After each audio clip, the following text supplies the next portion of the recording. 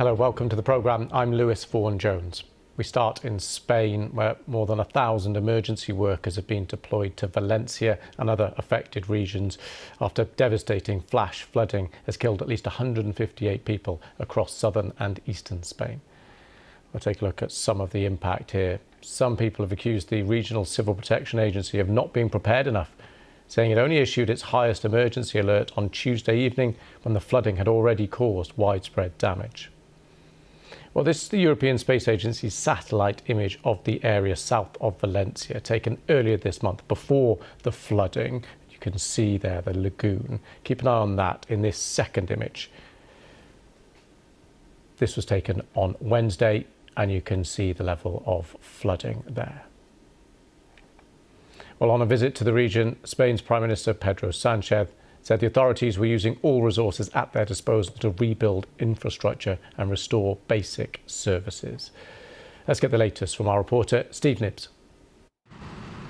This flooding is one of the worst natural disasters in recent Spanish history. More than 90 people are so far confirmed to have died, and there are fears the number could rise. Emergency teams are working around the clock to try and find those missing and rescue others trapped by the floodwater. Some places are only accessible from the air, residents being winched into helicopters to escape the devastation. Hundreds of soldiers have also been deployed to help in the rescue effort, working in difficult and dangerous conditions.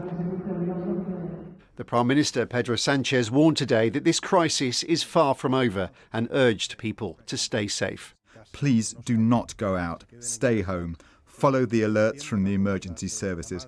Follow all their requirements, all their recommendations, because at the moment, the most important thing is to save as many lives as possible.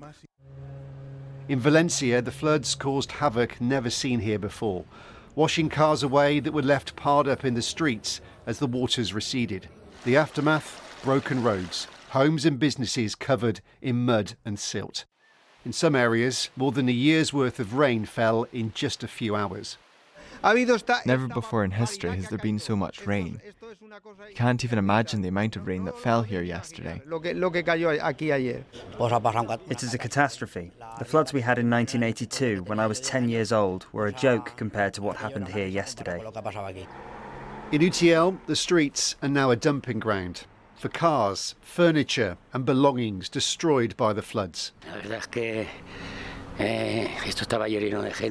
Yesterday this was full of people and today it is still empty. It's utter desolation. With time everything will go back to normal, just like the river.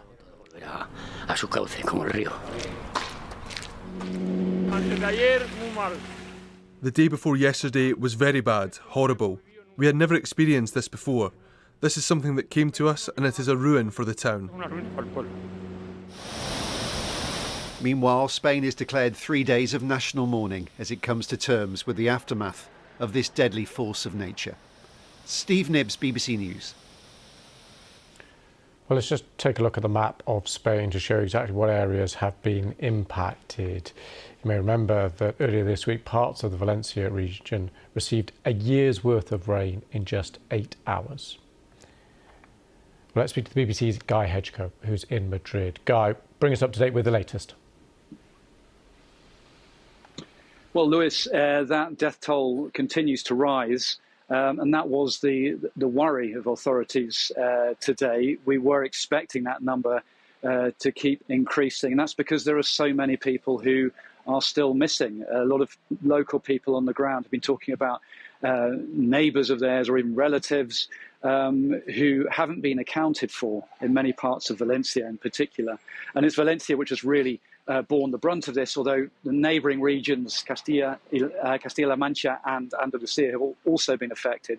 But in Valencia, there are areas where people don't have drinking water, they don't have enough food, they've struggled to find spades, for example, to dig out the mud from their homes. There has been some looting as well in parts of Valencia. 39 people were arrested for looting shops and taking goods out of them today. And in other areas, infrastructure such as rail links, for example, there's a tremendous amount of disruption still.